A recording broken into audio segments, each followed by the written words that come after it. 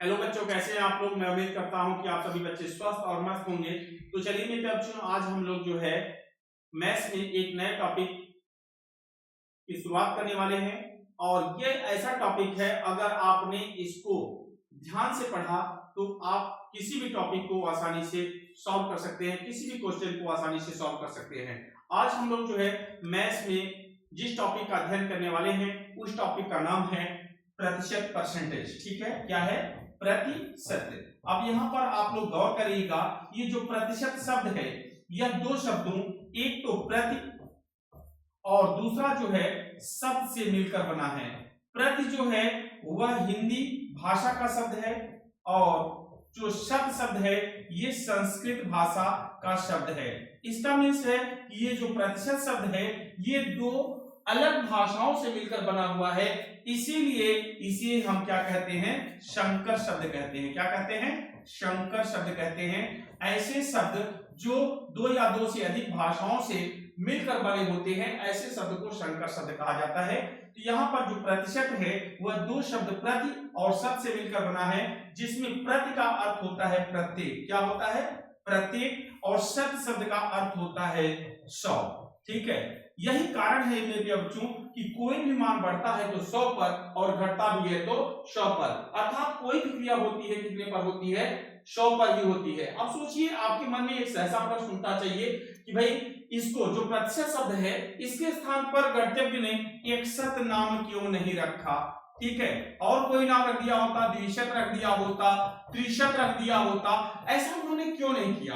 क्योंकि अगर एक शत रखते तो एक ही मान 100 पर बढ़ता या घटता, द्विशत रखते तो दो ही मान 100 पर बढ़ते या घटते, त्रिशत रखते तो क्यों तीन ही मान 100 पर निर्भर करता। लेकिन उन्होंने कहा नहीं, एक नहीं, दो नहीं, तीन नहीं, 100 नहीं, हजारों भी मान, चाहे जितने भी मान हो, सबके सब किस पर निकलेंगे?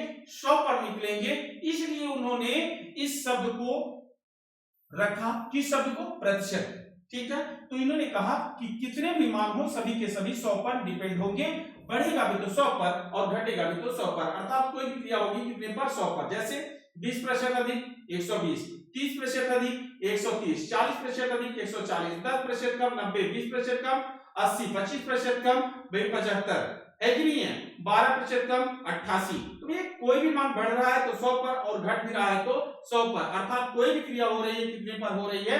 100 पर हो रही है। ठीक है, और यहां पर ध्यान देना, इसके बाद अगर हम चर्चा करते हैं तो भैया प्रतिशत के बाद अगर हम आ जाते हैं कि बात करें संख्या की। ठीक है, अगर हम संख्या की बात करें तो हम अपने जीवन में संख्याओं का प्रयोग केवल तीन ही रूपों में पाते होंगे। जब भी पाते होंगे पूर्णांक में, भिन्न में, या तो हम दशमलव के रूप में पाते होंगे। ठीक है, जीवन में 24 घंटे में जब भी हम संख्या का प्रयोग पा रहे हैं तो इन्हीं तीन रूपों में पा रहे हैं। पूर्णांक में, पूर्णांक मतलब है 100, 200, 1000, लाख, करोड़, जो भी चर्चा हो रही है, या इतना बेटे इतना, या इतना दशमलव इतना। जब भी संख्या का प्रयोग दैनिक जीवन में प्रयोग में लाया जा रहा है तीन ही रूपों में। अब किसी भी रूप में हो संख्या, अगर कोई आपसे कह दे कि इसको प्रतिशत में बदलना है तो आपके मन में एक सा प्रश्न उठना चाहिए, हमें भाई क्या करना चाहिए? तो आपका उत्तर आएगा कि इसमें 100 से गुना करना है। ठीक है, चाहे वह संख्या पूर्णांक में हो, भिन्न में हो, या आपका दशमलव में हो। जैसे ही आप उसमें 100 से गुणा कर देते हैं तो वह दिया हुआ मान क्या होता है? प्रतिशत में बदल जाता है। ठीक है, अब इसके बाद मेरे बच्चों एक बात और मैं आपको बता दूं कि वास्तविक मान की अगर हम चर्चा करते हैं, वास्तविक मान क्या है? तो भैया जो घटना जिसके कारण घटित होती है या जो जिस पर निर्भर करता है वही उसका वास्तविक मान होता है। यहां पर हम बात करते हैं वास्तविक मान की। ठीक है, ये वास्तविक मान क्या है? जिसे आप इंग्लिश में कहते हैं रियल वैल्यू। क्या कहते हैं? रियल वैल्यू कहते हैं। इस बात को ध्यान रखना है। वास्तविक मान कि जो घटना जिसके कारण घटित होती है या जो जिस पर निर्भर करता है वही उसका वास्तविक मान होता है, और वास्तविक मान को सदैव नीचे दर्शाया जाता है। इस ब्रह्मांड में, इस चराचर जगत में, चराचर मतलब चर और अचर, living things and non living things की मैं बात कर रहा हूं भैया। ब्रह्मांड में ऐसी कोई वस्तु ही नहीं है जिसके पीछे कोई कारण ना हो, और जिसके पीछे जो कारण होता है वही उसका वास्तविक मान होता है। और वास्तविक मान सदैव कहां दर्शाया जाता है? नीचे दर्शाया जाता है। जब तक आप वास्तविक मान को दर्शाएंगे नहीं तब तक उसकी आइडेंटिटी जो है वह क्लियर नहीं होती है। इस बात को ध्यान रखिएगा। जैसे हमने प्राथमिक विद्यालय में पढ़ा था। सबसे पहले गुरुजी ने बताया कि बताइए महात्मा गांधी का पूरा नाम क्या है। तो हम लोगों ने बताया मोहनदास करमचंद गांधी ना। अब भैया करमचंद गांधी जी कौन थे? उनके पिताजी थे। तो भाई आप महात्मा गांधी जी के नाम के साथ उनके पिताजी का नाम अटैच है, इससे उनकी आइडेंटिटी क्लियर हो गई। भाई ये किनके पुत्र हैं? करमचंद गांधी जी के पुत्र हैं, है कि नहीं है? तो उसी प्रकार से हर चीज के पीछे, जैसे भैया एक छोटा सा बेबी है ना, अब वो रो रहा है तो माँ क्या करती है? सबसे पहले दूध पिलाती है। अब अगर दूध से वो चुप हो गया तो ठीक है, नहीं तो फिर सोचती है इसके बाद भी अगर ये रो रहा बंद नहीं कर रहा है तो इसके पीछे भी क्या है? कारण है। भैया उसको खिलौने देगी, अगर खिलौने से भी नहीं चुप मार रहा है तो उसके पीछे कोई और कारण है कि वह बीमार है।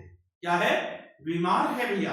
तो हर चीज के पीछे क्या है? कारण है। दिन हुआ है तो दिन के पीछे क्या है? रात है, रात के पीछे दिन है, ठीक है। सुख के पीछे दुख है, दुख के पीछे सुख है ना, है कि नहीं है? हर चीज के पीछे क्या है? कारण है। आज आप लोग मेहनत कर रहे हैं, कल आप लोग सुखी जीवन व्यतीत करेंगे, इसके पीछे भी कारण है।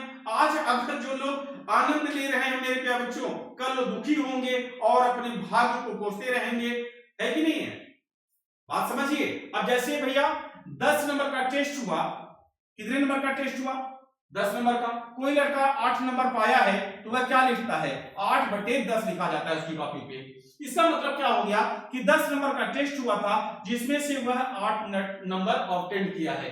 अब भैया अगर आपने 8/10 नहीं कहा और आप आकर कह रहे हैं गुरुजी मैंने 8 नंबर पा लिया, अब उन्हें पूछा 50 पाए हो, 100 पाए हो, 1000 पाए हो, आप कहोगे गुरुजी मजा ले रहे हो।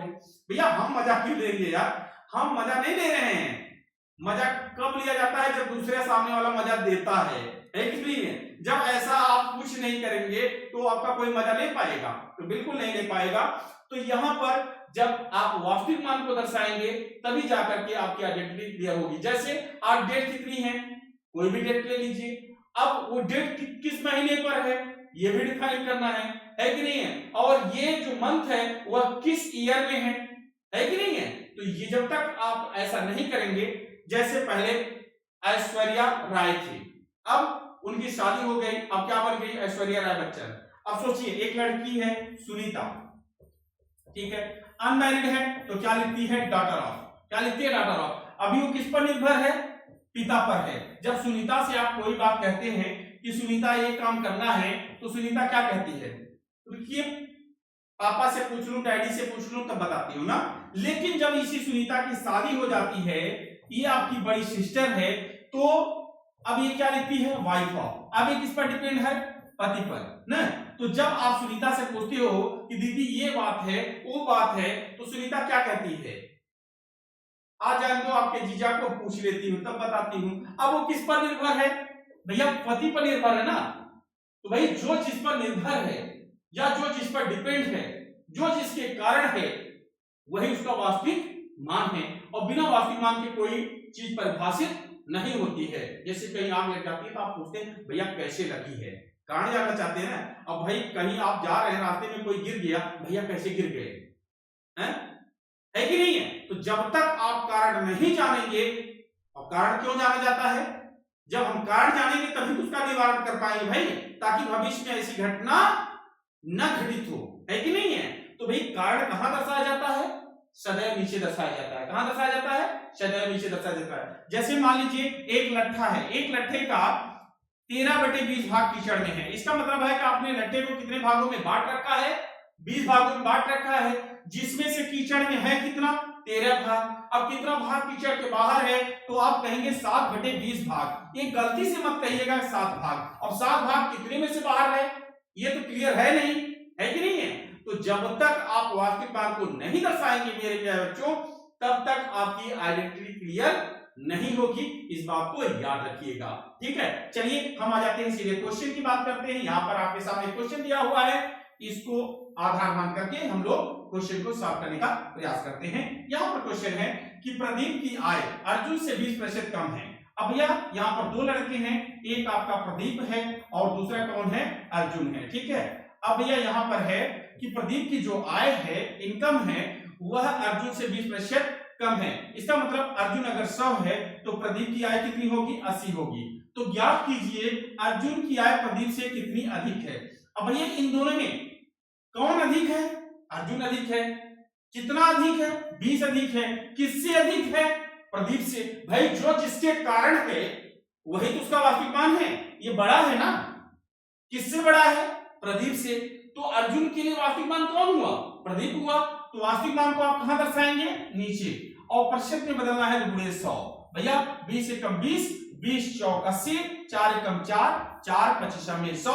कितना परसेंट अधिक है? तो आप कहेंगे सर 25% अधिक है कि नहीं है? यहां पर आपका आंसर आ गया 25%। ठीक है मेरे बच्चों, चलिए अगले क्वेश्चन को देखते हैं। अगला प्रश्न हमारा क्या कह रहा है, इसको भी हम लोग समझने का प्रयास करते हैं। यहां पर है कि भाई अंकिता की आय नेहा से 30% अधिक है। अब मैंने आप लोगों को पहले ही बता रखा है, प्रतिशत में कोई भी मान अधिक होगा 100 पर और कम होगा कितने पर? 100 पर। अब यहाँ पर दो बच्चियां हैं, एक तो अंकिता है और दूसरी कौन है? नेहा है। ठीक है, अब यहाँ पर गौर करिएगा। अब कहें अंकिता की जो आय है नेहा से 30% अधिक है। अगर नेहा की आय 100 है तो अंकिता की कितनी होगी? 130 होगी है।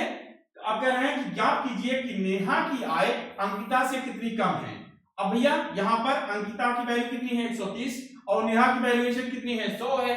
इसमें कौन कम है? नेहा है। कितनी कम है? 30 कम है। नेहा किससे कम है? अंकिता से। अंकिता की वैल्यूएशन कितनी है? 130 है। ये कम है किसके कारण? अंकिता के कारण। अंकिता अधिक है किसके कारण? नेहा के कारण, है कि नहीं है? तो भैया कितनी कम है? 30 कम है। किससे कम है? 130 से। अब परसेंटेज में बदलना है तो गुणे 100। भैया 0 से 0। अब 3 गुणे 100 बराबर कितना हो गया? 300।